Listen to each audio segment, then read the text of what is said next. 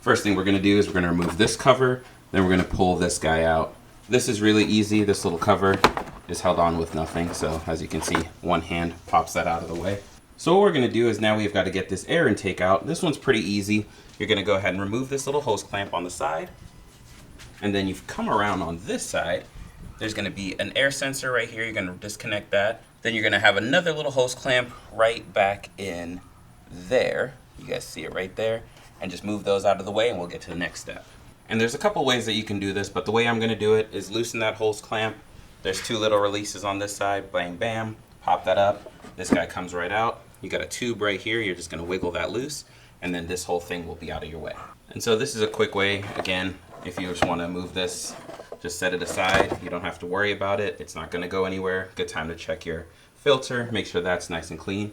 But this snorkel is all held on with just a little kind of adapter like this. It just sits on top of it, so you can just pull it up and the whole thing will pop out once it's loose. And in order to get this guy loose, what you're gonna do is you see this little lock. So it slides on and it locks like that. So you're gonna take this little red guy and you're gonna slide it towards the car. And once that's loose, then the whole thing will slide out. And you can just set that to the side for now. You're gonna notice that you've got this attached to it. And this is actually broken on mine, so it made it really easy. So all I have to do is just get these little zip ties out of the way, and then it's off of that.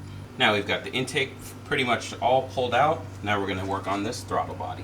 The good thing with the throttle body is the next step is we don't actually have to remove it, we just have to kind of move it out of the way. And in order to remove this, you're gonna go ahead and take out these 4 screws right in there. It should be 8mm, but just pop those right out. All right, now we've got all 4 removed. We're gonna just go ahead and slide this out. There is a little gasket back there. You see that hanging on. So this guy can just sit off to the side. We don't have to worry about that for now. But we're gonna take this little gasket out, make sure it doesn't fall anywhere. The next thing we're gonna tackle is gonna be this little tube right here, and it should just wiggle, wiggle, wiggle, wiggle. Might need the other hands for this, but this wiggles off the top. And this guy, now that that's popped off, we're just gonna take this whole thing. Oh no. I lost the tube. The next thing that we're gonna do, there's gonna be a connector right here and a connector here. So we're gonna disconnect that guy with the little red tab.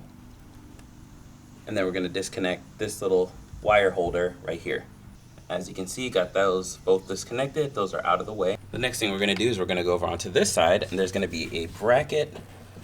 There's gonna be 2 of these, kind of see right here.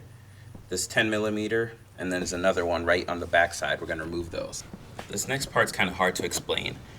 If you follow this bracket where you just loosen that 10mm, on the bottom of the bracket there's going to be another one, so there's going to be 2 on the bottom. You just have to loosen them. You don't have to take those all the way out. Alright, so we're back over on this side. We've got this out of the way, but what we're going to do is, if you slide this to the left, you're going to see back here, you're going to have 1 screw right here.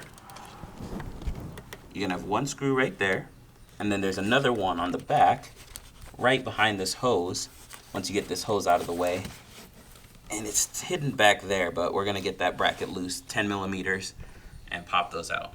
All right, and once you got those out of the way, the fun begins. There's gonna be 7 screws, 1, 2, 3, 4, 5, 6, and then 1 in the back. That's kind of a pain to get to. I haven't figured out how I'm gonna get to that one yet, but go ahead and remove those. Those should be 10 or 8mm. All right, I had to put the camera down because this was getting frustrating, but basically on this left side there's a hose here that I'm pointing to, this guy, and then a hose here. Those are on the back side of the plenum, all of that good stuff, which I've got over here on the floor. I gotta clean this up, but those hoses attach to these sides right here and right here, and then you just pull this whole thing off. All right, and after that, the next thing that we're gonna do is we're gonna unplug 1, 2, 3, and we're gonna pop these coil plugs out, but just the plugs.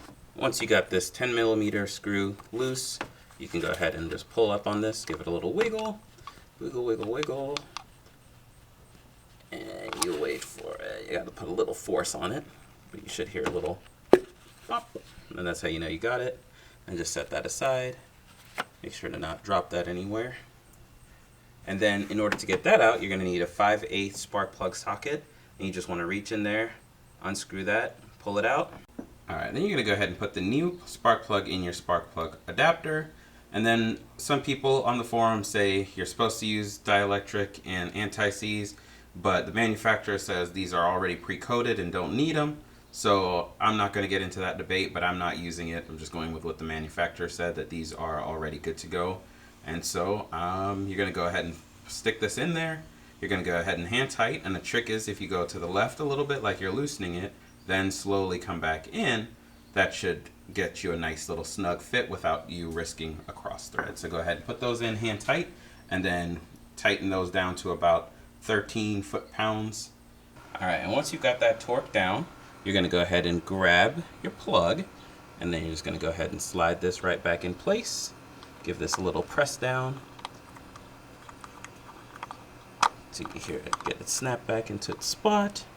Then you're going to go ahead and tighten this down, and back in business. Go ahead and plug that one back up.